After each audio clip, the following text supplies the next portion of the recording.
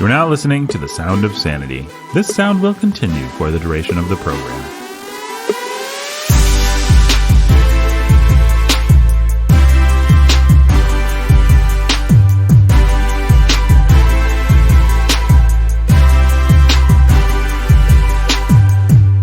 Hey everybody, welcome to The Sound of Sanity. We're talking Mott, we're talking Bailey, we're talking the motte-and-bailey fallacy today.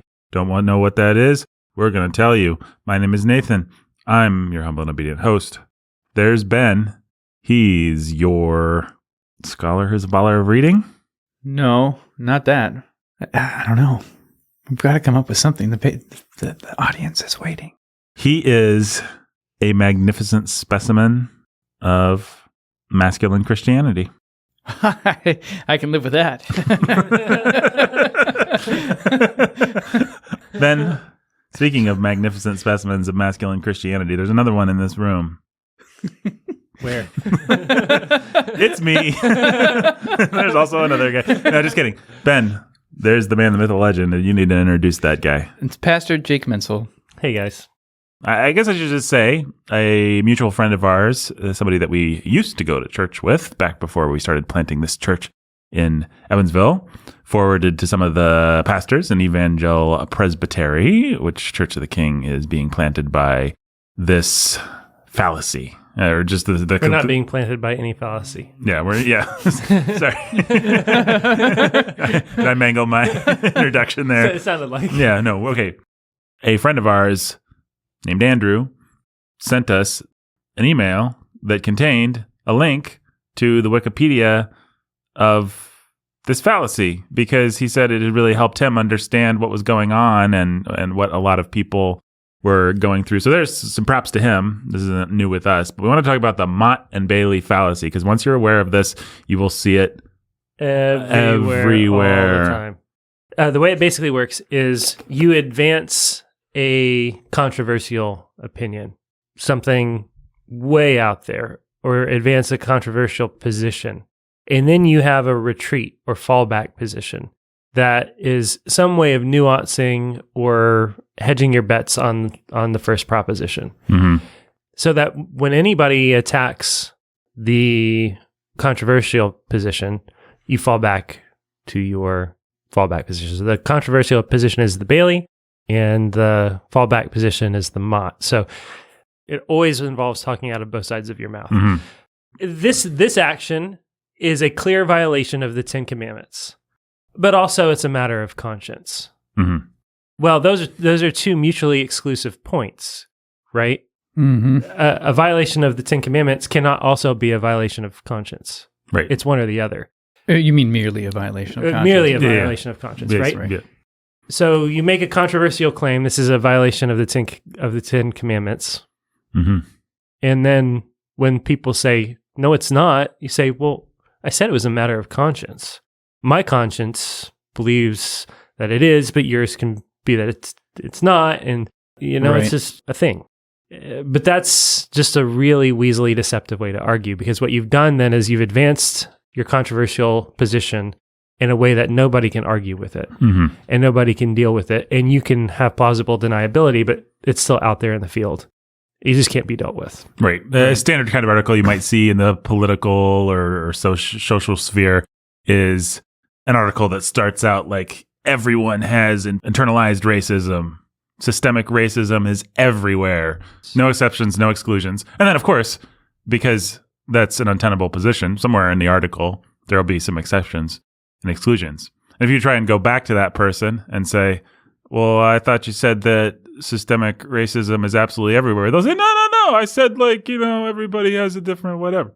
I find it helpful. I saw a diagram of this, so I find it helpful. Now I think of the actual Mott, the tower, standing on a hill, Yes, overlooking. this. So this is like a castle. That's right. A Mott's like a keep. Like think of a single tower, and there beneath the tower somewhere, it's a watchtower, is a tiny little village, like small square footage, and that's the Bailey. Mm-hmm. And the Bailey, right, is the untenable position, the thing you can't really defend, or that would be super hard to defend, and it's controversial. But the Mott, the tower, is going to always protect that. And it's just going to play defense for what you want it to play defense for, just the way the tower would have defended the little village connected to it. Yeah. So, I mean, in politics, the way you see this sort of thing is, all conservatives or all Christians are Nazis and white supremacists, and their children need to be taken to re-education camps, and they need to be exterminated or treated as violent extremists or whatever wildly out there stuff. You always find, a handful of nuanced positions where if ever they're pressed or caught in a corner, they have their escape clause, and they only have to defend, allegations of voter fraud work this way. There's no widespread voter fraud. Okay, well, that word widespread is because it doesn't have to be widespread for it to swing an election. But you see how this sort of thing works. Yeah, and what you'll find with these articles is that it's not like the Mott and the Bailey are equally represented. That might be a little bit more honest, or it might just negate the Bailey. But what you'll find is the tone, the tenor, the thing that the average person just reading the article or just skimming takes the away, article understands, knows what you think. The headline, in fact, of the article That's often right. is the Bailey, Is the right? Bailey, The big bold claim, all conservatives should be deplatformed before they destroy our country. That's what you walk away with. But buried in there somewhere is all the ways that, there are exceptions and spaces and yeah, but the actual connotation of the article, the actual thing that the average reader is and what going it's to trying to condition you to believe or accept, or the pressure it wants you to feel is conservatives should be deplatformed, all of them, without exception. Right. An interesting wrinkle to this that we were discussing as we prepared for this episode is that sometimes the Mott, the nuanced position can even sort of just be assumed. It can be something that, of course, any reasonable person knows such and such. Yeah. And so obviously I wasn't saying the big, bold, crazy thing that I just Put in a headline. Literally said. just Right. literally said. That's it. I think we all do it to each other all the time without realizing it. That's another thing we were saying. It's like, as soon as you think about that, you're like, oh, I probably do that. Well, I want to distinguish between this and I'm wary. People say Jordan Peterson has one of his rules is speak accurately or something like that. Use accurate language. People in the manosphere like to berate each other for not using accurate. Be precise in your speech. Be precise in your speech. There it is. Yeah. People like to berate each other for not being precise in your speech. And obviously, all over the internet and in the private sector and the public sector, we could all stand to be more precise in our speech. Now, that being said, I think when you're in the middle of an argument with somebody, or when you're, say, for example, doing a podcast, I want to make a little bit of space for the fact that everyone engages in hyperbole. Everyone engages in generalizations. It's actually not possible, nor is it, I think, desirable to be precise all the time. You have to actually have the freedom to be a little sloppy, or otherwise you're not going to be able to articulate your thoughts and where lines really are and where they stand. And so that's not to, I'm sure we've done motte-and-bailey in bad ways on this podcast before. I'm sure you can probably dig up some place where we've asserted something pretty bold, colored it in with some nuances. And then if you came back and said, well, actually this bold thing, when you look at the nuances, I don't know that we've done that, but I'm sure where there are many words, there's sin. It's also rhetorical, right? So if you're going to try to be persuasive and make people interested in what you have to say, which we're not interested in those things, but if we were, we'd probably end up making more popular. Yeah, that's right. What else is there to say? What were we talking about? No. We would probably end up what? There's a good use to being controversial. And sometimes you could slip over into being unfair, I'm sure. Well, for example, Jake's been teaching through the Sermon on the Mount at Church of the King, our little church plant here in Evansville. The Sermon on the Mount is full of unequivocal, scary That's right. language that provides no nuance. No escape clauses. Yeah, if your right arm causes you to sin, cut it off. Okay, well, are there some places where we shouldn't actually cut off our right arm? Yeah, but did Jesus bother to... Didn't bother. Was that bad rhetoric on his part? Should he have been more precise in his language? Was that a motte-and-bailey? No. No. There's a place for being unequivocal, for being unnuanced on purpose. And that gets to the heart of the matter, and that's why when it's done badly, you're trying to identify the heart of the matter with these bold claims, like, that broke all 10 commandments. that's the heart of the matter. And then you're like, well, but I want to leave room for your conscience because what? Mm-hmm. Yeah, which is it? Yeah, it's got to be one or the other, guys. Yeah. You're a false prophet, probably. But also, I really like you and support you. And, I'm just only pointing that out because I want to encourage you. Okay? I don't think I feel encouraged yet, but let's keep going. Yeah. This is a sin of young men often, and a sin of men who are trying to be manly. Recover masculine discourse. Oh, I need to assert things boldly. And so if I have to rebuke Jake, then, there's no reason to say, well, you could have worked a little harder on that thing. I should say, you're a lazy bum. Yeah. That's actually more manly. Put it into the hilt, man. You're going to poke someone with the sword, just stab it all the way in there. Yeah, but Jake's not a lazy bum. He just should have worked harder on that one particular thing. That one particular thing. Yeah. And I mean, that whole false prophet thing was a real example, right? That kind of thing does happen. And it is, by guys who I think in this case probably really did mean well, but is just really confused in his, what constitutes helpful questioning of somebody's motives or actions. I had to work through that a lot. I mean, and I've told some stories in some other places. You can listen to our Between the Lines Psalm 8 discussion, another podcast, to hear a pretty infamous story of Nathan thinking that he needed to go full bore at something that in no way, shape, or form required the kind of vitriol and intense invective that he was bringing to it. It's an easy thing to do as a young man, especially an insecure one who's trying to be godly. So I suppose we should have some patience for it. But it is something to grow out of, and it is something to not do intentionally. And it is a wicked thing when you are intentionally and carefully. To be carefully wrong is the height of decadence, as Chesterton or C.S. Lewis or somebody said. So we have an example, and this example is from a month ago. This is not a current. And part of why we decided to do an episode just on this fallacy is because we were looking through things that we talked about doing or wanted to do or that people wanted us to do, and this is one that got by us and was a little stale. Yeah. And so dealing with this article in particular may not be so helpful right now, but it's a good example of this exact kind of fallacy. Right. And it helps illustrate what we're talking about. So this was by Ed Stetzer. Ed Stetzer is who? He's a professor at Wheaton. He leads the Wheaton College Billy Graham Center. So he's a massive figure in Southern Baptist church planning.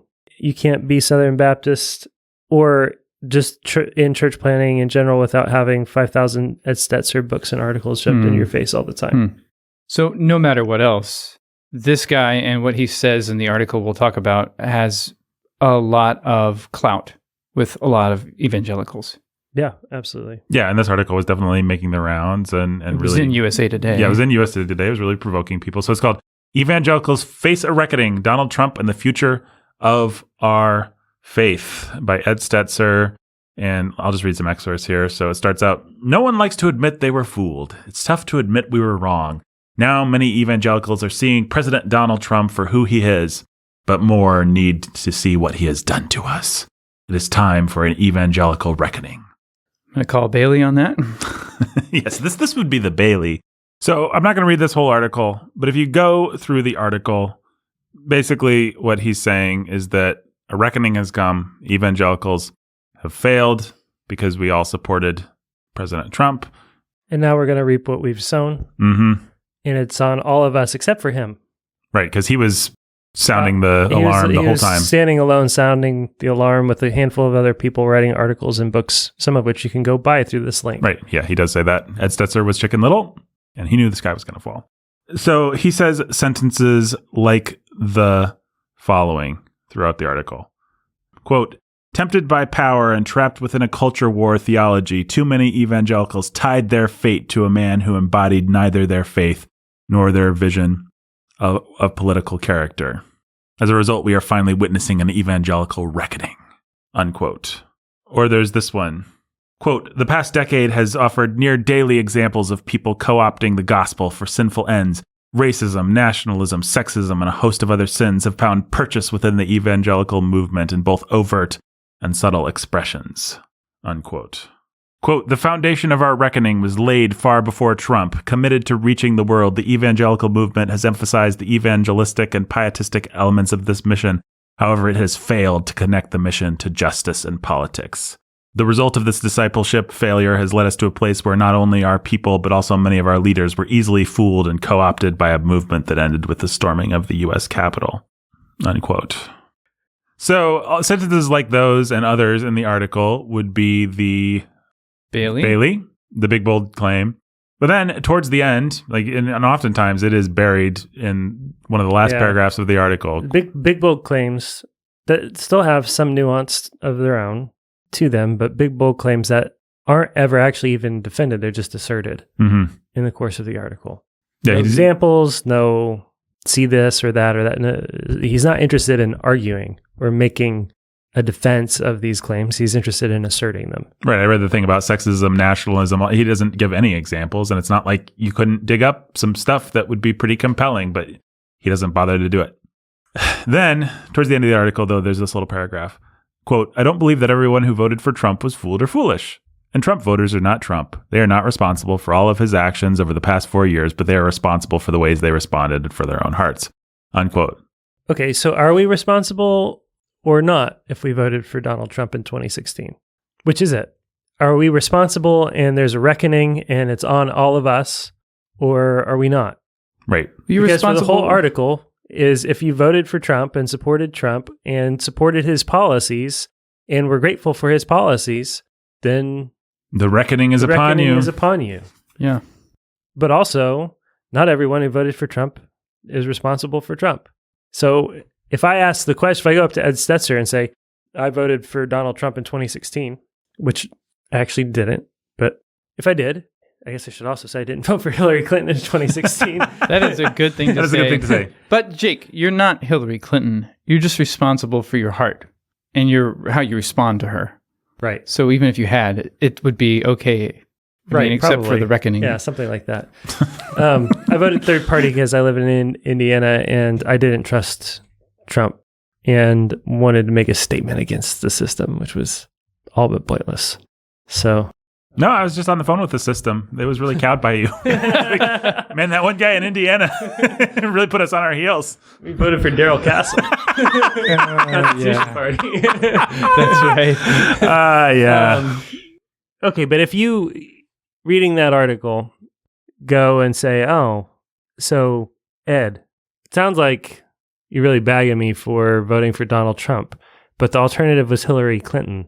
There are a lot of good things that Trump did in office that would have never happened with Hillary Clinton in office. And I did in my private and public witness stand against the bad things about Trump. It wasn't an either or proposition, actually. It never had to be. You say, well, did you read to the end? Did you read the whole thing? See, yeah, but you said all this other stuff. Yeah, but I said the thing at the end. No, but you need to defend the fact that what you basically said was I'm responsible. No, I didn't. I explicitly said that you weren't responsible. Mm-hmm. Okay, but then what's the point of your article? Well, there are other people out there that are responsible. Okay, who are they? Not a single person could come. Did they read USA Today? Not a single person could come to Ed Stetzer and say, defend this. Mm-hmm. He's always got that fallback position. Now, it may be that there's somebody out there that he'd look at and say, no, you are the man. But he didn't do that work in this article. Yeah. What he actually did was give every individual reader the right to say the article doesn't apply to him, but it does apply to the boogeyman. The unwashed masses. The unwashed masses out there. Yeah. Which is a really sneaky thing to do. Including you, but not you specifically. Which is exactly the same thing when you read a piece on systemic racism. Somehow they managed to split the difference so you can kind of pat yourself on the back by the end of the article and say, okay, good. Well, everybody's systemically racist and everything is systemically racist and I have internalized racism. But also, me and the guy that wrote the article, we're aware of it, so we're pretty okay. Yeah. I feel like this is the disclaimer at the end of the drug ad of arguments. It's the ad where you see the old lady going up a mountain because she took Extranacol and now she's like in good shape. Side effects include. Yeah, side effects may include cancer, death, and bleeding out of your eyes, that kind of thing. And then the old lady comes and she's like, I thought I was going to go biking up a mountain. I'm bleeding out of my eyes. We said so in the ad. It's right there. I communicated one thing. Yes, exactly. You didn't show someone biking up a mountain while bleeding out of their eyes. Yeah, so motte-and-bailey is a way of equivocating. It's a way of giving you a distinction without a difference. Like, oh, well, everyone's responsible, except you're not responsible for Trump. Only for your own heart. But you are responsible and there is a reckoning. Well, what's the difference between not being responsible for Trump and being responsible in my heart about Trump? What are you even saying? What does that even mean? Yeah, it's the kind of thing where talking about it almost feels dumb because it's so obvious. It's just, oh, well, somebody says two different things. Yeah. And that's all we're talking about. Like, That's it. But when you say two different things at length, using a bunch of words, rhetoric and stuff. Yeah, and insinuating the Bailey more than you outright say it. Yeah. Insinuating the big controversial claim, although, I don't know. This isn't subtle or anything. No, it's not subtle. But he's doing a lot of his work through connotation, and he is using the escape of denotation. That's bad. Everybody knows what Ed Stetzer meant, and everybody feels it. And the average person reading this article knows that a bunch of evangelical rubes were idiots for voting for Trump. So I guess the takeaway is don't read Ed Stetzer. That was why we did this article. Okay, good. We wanted to dig up a month-old thing and take it down. No, we wanted people to be aware of the motte-and-bailey fallacy. You can look it up and read more examples, and it'll be helpful for you. Anything else to say about the motte-and-bailey fallacy, Jake? Only this. You are literally Hitler. Me? I feel like that's a pretty bold claim. But also a pretty good guy. Oh, good. Yeah, and you don't have Hitler's mustache. Okay, well, That makes it a little better, at least for me. I'm not Hitler, though. I said that you're a pretty good guy. Hitler's evil. Oh, man. Well, okay. I didn't say that you were evil. I thought I could argue against your claim, guy. but I guess I can't because you said I was a pretty good guy. So, Yeah. I guess I'm Hitler. All right. Yeah. You guys want to take over the world? Literally Hitler. You gonna do this?